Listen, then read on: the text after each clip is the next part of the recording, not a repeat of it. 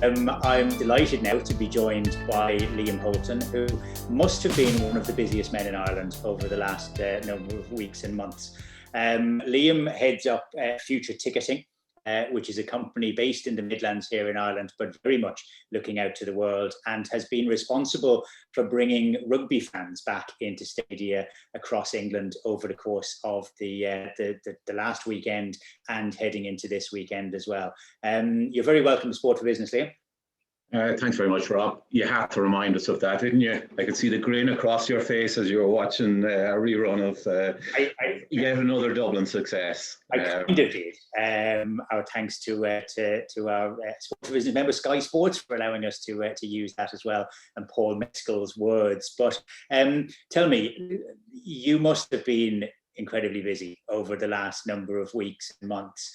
You were involved in getting fans back into the stadia. Yours is a ticketing solution, but it has become so much more than that.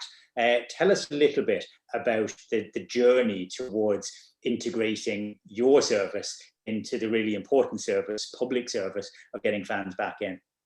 Yeah, I suppose we're very much a software enabling company that allow people to manage and run their ticketing, their access control. And obviously, ticketing isn't a great business to be in at the moment.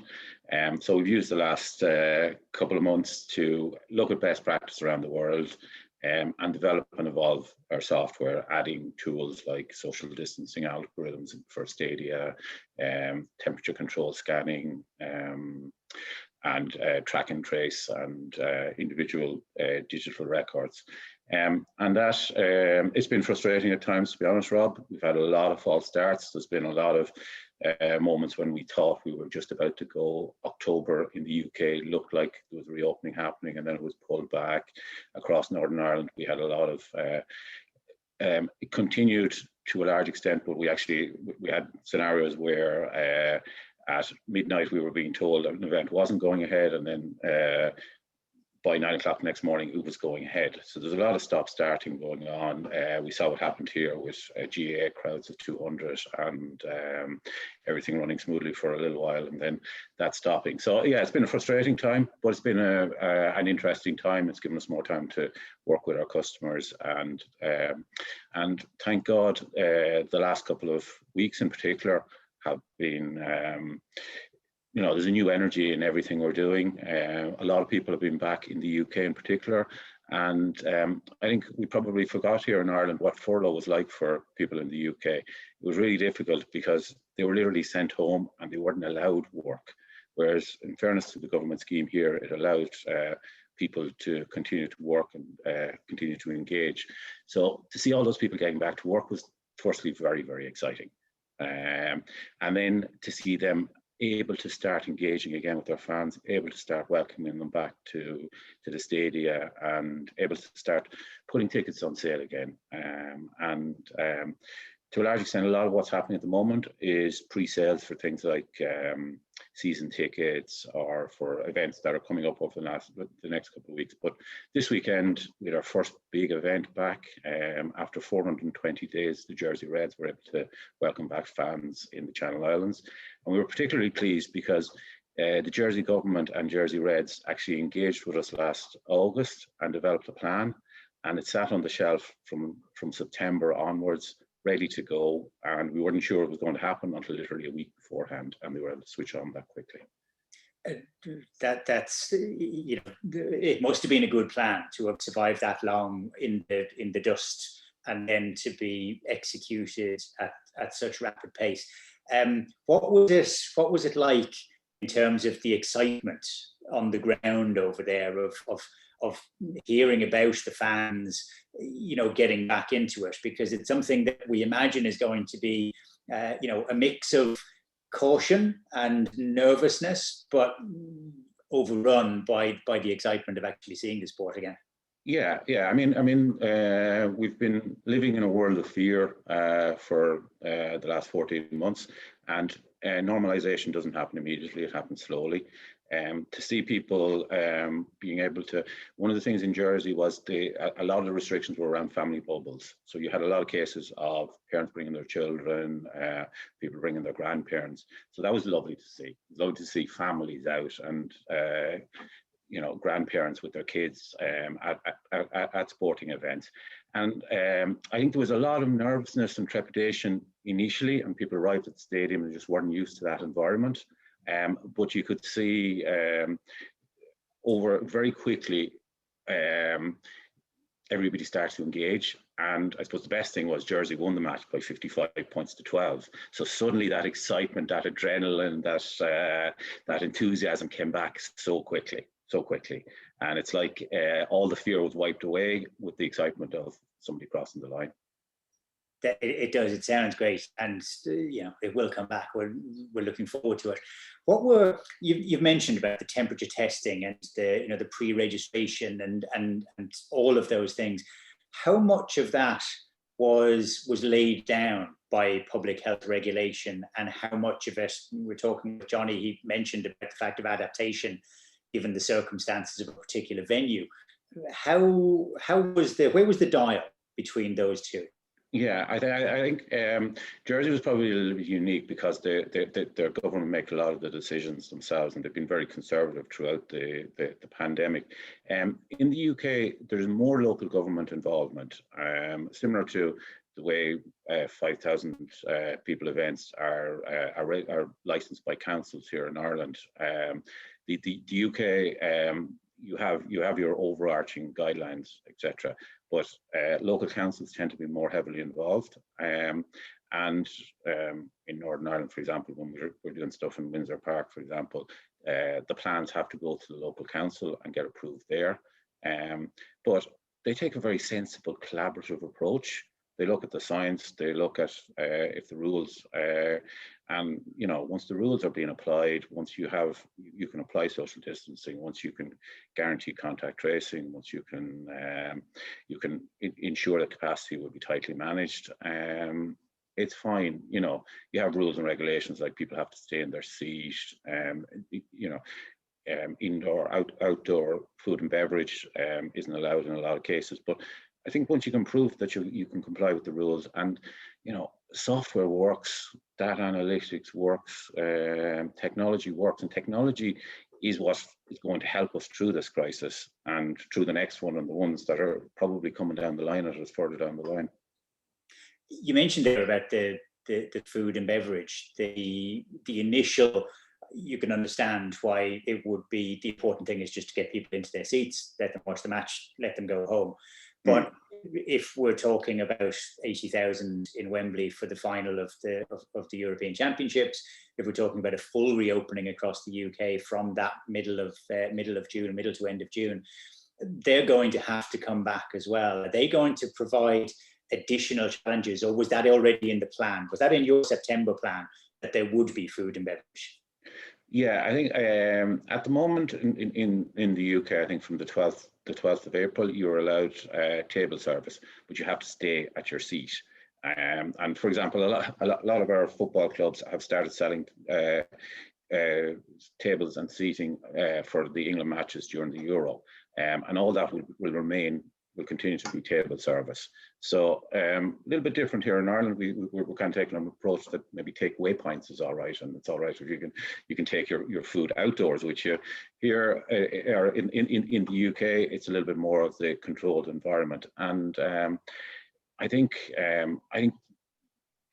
there will be a process of return. It'll start with smaller crowds. It will start with everybody in and out of the stadium quite quickly. And one of the things we actually learned from the Korean experience was getting people out of the stadium efficiently is nearly more important than getting them in. It's quite easy to get people in. They'll arrive in their own good time. They'll arrive early.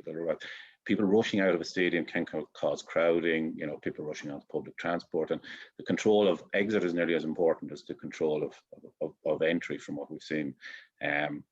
But yeah, I think food and beverage would be slightly slower. We might end up, I don't know, when I started going to Croke Park, we used to bring our own flask and sandwiches. So we may go back to those days yet of having our sandwiches out of the car beforehand.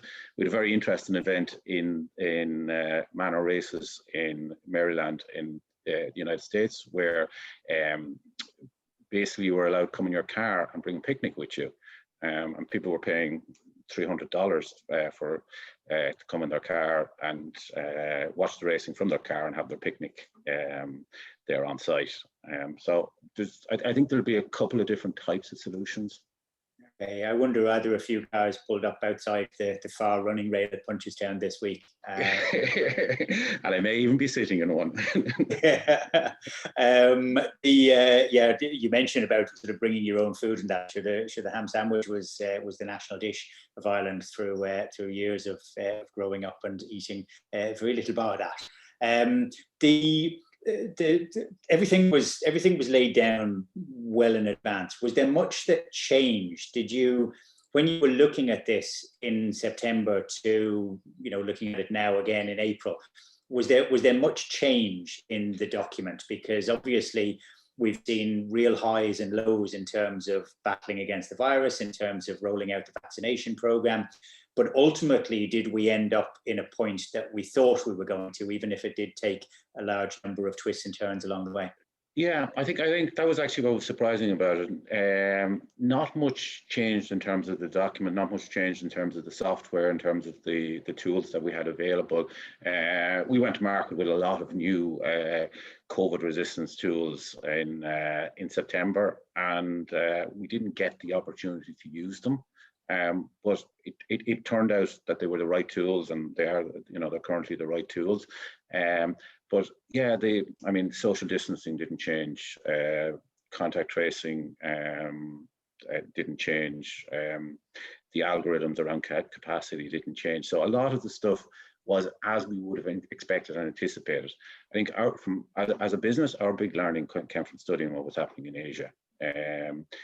When you don't know about something, you probably best tactic is to go and find somebody who does. And the Asians know about managing this a lot better than maybe us Europeans do. So we looked at what was happening in Korea and China and how they were managing events over there, and we kind of took those tools and tried to apply them. Okay. We've had a question in from Akshat Gupta from ITW Consulting in India, our first Indian member of Sport for Business. You're welcome, Akshat. We might reference that when we're talking with Katie as well, just about lessons that could be learned from the UFC. Eileen Schofield over in Birmingham has asked a question. They're expecting the Commonwealth Games to take place there next year in Birmingham. From what you've seen with local authorities, working with government, working with sporting bodies, do you think that we can reasonably expect that there will be a full and open and a good experience for fans attending those events? Yeah, I think without doubt. I think in England, government have been very, very proactive and very much driven in, I think they want to showcase their success so far with the vaccination. I think the only variable will be international travel and to what extent people will be allowed to travel in and out of countries. And obviously that's the challenge for major sporting events. I think in fairness, if it wasn't for the fear of international travel, we may have been allowed to have some Euro matches here in Dublin. I think that's probably the long term. That's probably the only variable we need to be afraid of. But vaccinations work. All the science, all the data is showing us that vaccination works. Now, whether this is COVID-1 and we may have COVID-2 and COVID-3 and all the other various elements, and I think long term things like facial recognition when you're entering a stadium and temperature tracking throughout the stadium, and a lot of the technology tools that have been developed over the last number of months in response to COVID will be applied a lot more in stadia going forward. Okay. What's next? You're moving from 20 odd to 50 odd and then upwards. Which of the sports that you're involved with are we going to see the next phase? Johnny mentioned May the 17th. as being another step change in terms of the UK. Are you involved in some of those larger outdoor? Yeah. I think 17th of May, our first race meeting back is Redcar. They'll have about 4,000. The next day we're racing in Ripon for another 4,000. We expect to get some of our football clubs. We're hoping, say, Dunfermline and Raith Rovers are hopefully playing in a playoff in Scotland on I think it's scheduled for about the 24th of March. We expect that to be back. We see Northern Ireland, hopefully before the end of the season, possibly for some of the cup matches. Clubs like Linfield and Crusaders will hopefully be back with some controlled numbers. Here in Ireland, it looks a little bit slower. I think we're probably about 12 weeks behind the UK in terms of just about everything we're doing. And based, like, we keep an eye on, the EU vaccine rollout and the numbers of vaccines coming down and all that kind of boring stuff. And that's kind of, at the moment, that's telling us that, Ireland as a country will hopefully hit herd immunity in and around the 20th of July, which is probably not early enough to save Galway races, but will hopefully have us back in time, maybe for Champions Weekend in the Curragh and Leopardstown, Rob. So that's the sort of thing we'd be looking forward to. Okay. Well, it might not save the full experience of Galway races, but I'm not giving up on that entirely yet. Hopefully, neither am I. And they can. Yeah. Liam, one last question for you. As a business, you mentioned at the top that this is not a great time for a ticketing company. You must have stared over the cliff when sport in its entirety shut down. But the way that things have developed, the way that you've been able to adapt, do you feel potentially that you're actually stronger as a business now coming out of the pandemic as you were going into it? Yeah. Ironic as it might seem, I mean, we've been pushing for digital transformation, and the timeline for digital transformation from when we kind of started this business 4 years ago was about 10 or 12 years. We've now looked at all of that being completely fast-tracked. So digital transformation has happened. The future is digital ticketing across the board. The future is cashless. The future is data and very, very strong data management. So yeah, from our business point of view, whereas the last year has been tough, and it's been really tough on our people as well, because not being able to work together, not being able to collaborate, not being able to be in the same room, not being able to go to the gigs, not being able to go to a match. That's why we do this. We do this so that we can go and enjoy the experience, so that we can go and watch the game, so that we can be there when Bows are playing Shamrock Rovers, or be there at Punchestown Racecourse, or be there in Windsor Park or whatever. So that's frustrating, and that's the tough part. But purely looking at this from a business point of view, ironically, COVID has probably long term helped our business, and I think long term it'll help event organizers and help people involved in sport, because we've been talking a lot about data in sport, for example, for the last couple of years. We now have total transformation, so we will be able to get much closer to our fans as a result of the fact of their openness now to sharing data and their openness to being involved. The other really heartening thing about all of this, Rob, has been the loyalty of fans to their sport. We saw yesterday thousands of tickets were sold for Punchestown 2022. Almost every club in the League of Ireland have had the same, if not more, season tickets renewed this year. People have donated. People have there's clubs in Scotland where people haven't been able to go to a match for over a year. They still renewed their season tickets. Connacht Rugby, I don't think anybody looked for a refund on their season ticket, despite the fact that they didn't get to go to a match. So the love of sport is there, and the passion for sport, and the people are really, when we get back, I think we'll enjoy it even more. I think that's what we have to look forward to. The business of gathering together. We're a sociable species, and what you've been able to do to assist our near neighbours, and hopefully in time ourselves, to do exactly that is worthy of serious credit. So thank you for that.